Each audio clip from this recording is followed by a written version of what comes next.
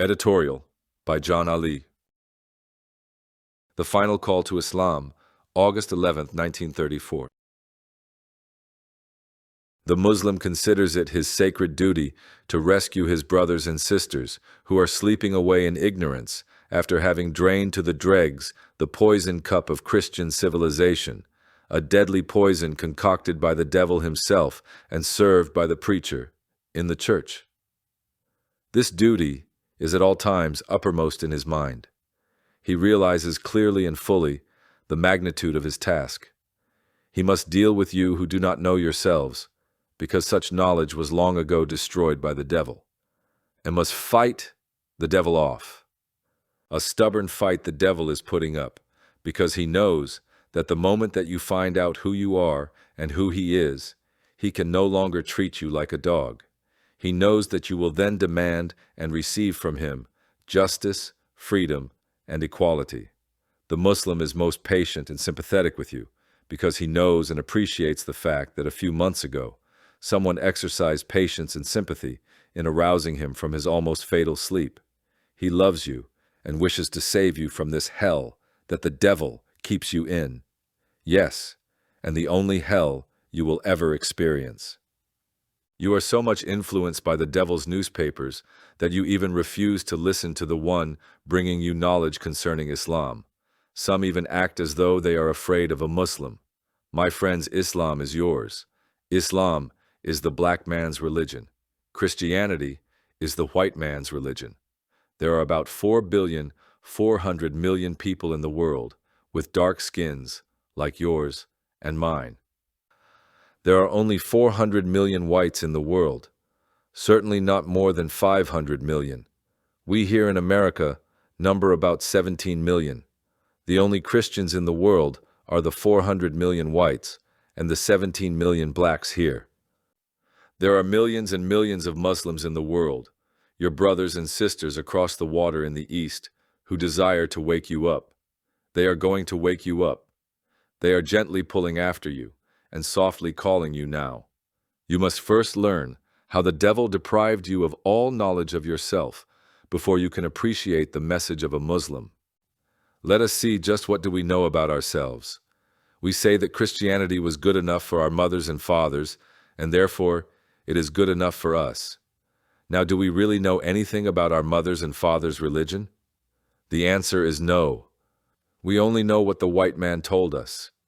It is sad to think, but true, nevertheless. We have had to take the white man's word about what kind of religion our foreparents had, and even as to who our foreparents were, and the place from whence he stole them. Naturally, in furtherance of his scheme to rob us of everything we had, so that he could use us, he told us that he stole us from the jungles of Africa, and that at the time we were savages, and that we did not have any religion, or if we did have one, it was very much inferior to Christianity. The dirty skunk lied thrice, and will be exposed in subsequent issues of this paper. The main point now to be stressed is the fact that all we know about what we did before being brought to this country and enslaved is what the white man taught us. Why is it that we cannot gather in our family circles and talk of the doings of our forefathers? Why is it that we cannot tell our children just what their forefathers were before being brought captives to the hellish shores of North America? What happened to the songs of our forefathers, the ones they sang, say 500 years ago? These questions cannot be answered. You may say that the reason why is that we were taken from our native land and enslaved.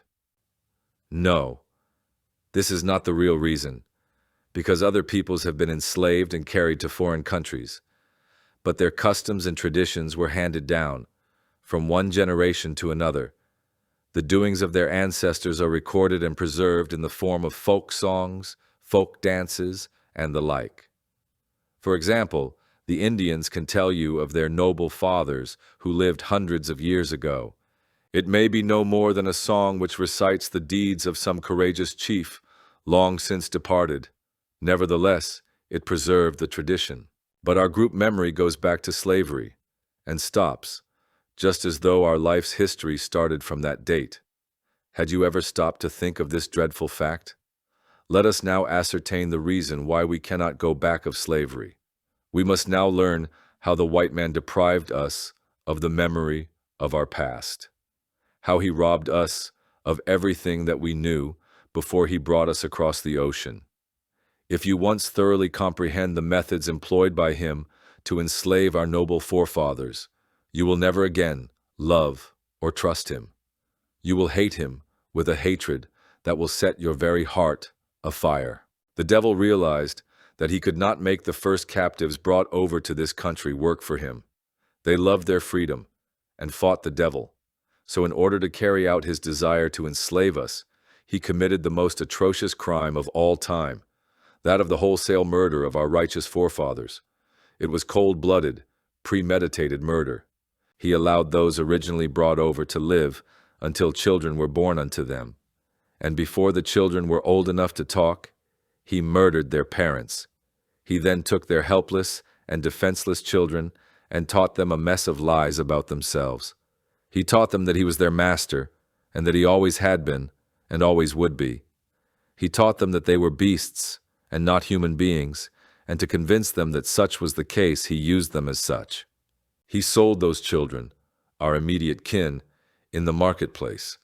How could they know who they were?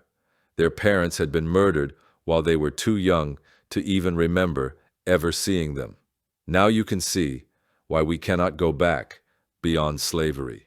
He even taught them to despise one another, to lie on one another, and above all, to tell him everything that his brother was doing. But there is one thing more which he did to us that was even more detrimental than all the other, namely, he pumped our heads full of his Christianity. The devil did not wish to have any trouble in the future with these black children of the East, and he proceeded to kill their mental faculties with the poisonous ideas of his religion. My friends, remember that it was a Christian government which permitted and sanctioned all the cruel and inhumane deeds just mentioned. Remember that the devil preached and prayed all the while he was murdering us. This alone should be enough to make us vomit with rage at the very sight of a church. We have been so carefully and skillfully given the deadly poison of Christianity that we cannot bear to hear anyone say anything against it. What a pity it is that we cannot see that if Christianity had been good for us, that the devil would not have given it to us. Remember, we live in a government that fosters Christianity. In fact, all white people cherish it. Indeed, they are the only ones who do. The non-white world is also non-Christian. The answer is because it is something that causes the mind to wander off into space after something which will save one after death, but in the meanwhile will not object to the devil having this earth and the fullness thereof. Let us go into this more in detail. We have the doctrine of life after death, with its reward of heaven or hell. This idea has been our destruction. We have ceased to live fully and completely in this life because we hope to live another life after death. It makes us too satisfied with present conditions. This doctrine is impossible of proof and must be followed, if at all, blindly in complete and utter disregard of all human reason and observation. Here is the way it works out in everyday life. A black man is lynched by a devout white Christian. Immediately we take the matter to the Lord in prayer and soon find a sort of consolation in believing that the victim will someday be resurrected and will find a resting place in heaven, a place far beyond the skies, and that he will then be supplied with a pair of wings, a long white robe, a starry crown, and some milk and honey thrown in for good measure. Our instinct to fight the devil who slew our brother has been almost completely overcome with the belief that God is going to do the punishing by casting the lyncher into hell when he dies, where he will receive everlasting torment. Thus, our minds are taken off of the realities of this life and projected into eternity.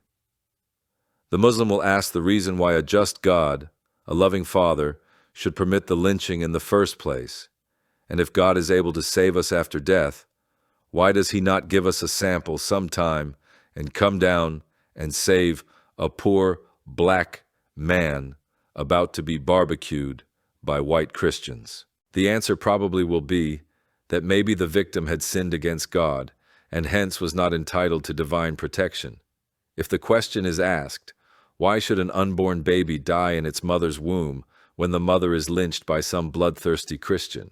The answer is that maybe the mother of the baby had sinned, or if she did not, her mother or her mother's mother did. If the Christian is further questioned, he has one answer that fits any and all cases, the one that God's will must be done. But suppose the man that was lynched had first been knocked unconscious and did not have time to repent and be saved. Then it necessarily follows that, although burned once by Christian devils, he must someday be awakened by a trumpet, his ashes gathered from the four corners of the earth, and life put again into the body, and his five senses then restored, so that he might know and feel the hell prepared by his God. The Muslim reasons that the Christian idea of God partakes both of the nature of a post-mortem Santa Claus and boogeyman, and the Muslim will tell you any time and anywhere that nothing but a devil could have invented such a cruel and inhuman idea of God. Another doctrine that has had a demoralizing effect upon the black man is the one that a curse has been put upon him and his posterity. The devil taught the preacher that Noah had 3 sons, and that one of the sons, who was the father of the black man, laughed at his father's nakedness while the father was drunk, and that the punishment was doom for him and his seed to be servants of the other brothers, white men, forever. What the white man wanted to do was to make the black believe that he was supposed to work for the white man by divine decree. The next detrimental aspect of this religion given to the black man by the white man is that it creates a fear in the heart of the believer. He is taught to fear something that he has never seen, never felt, never smelt, never tasted, and never heard. He is told that this something is everywhere, that it is ever watching him. He sincerely believes that it will take care of him. And his last words upon being lynched by the persons who gave him such an idea is a prayer to that mysterious something that will go to great pains to save him after he is dead, but declines to come to his rescue while he is alive. Dear brothers and sisters, cannot you see from what has been said that we have been robbed of everything that our ancestors had and knew by the white man?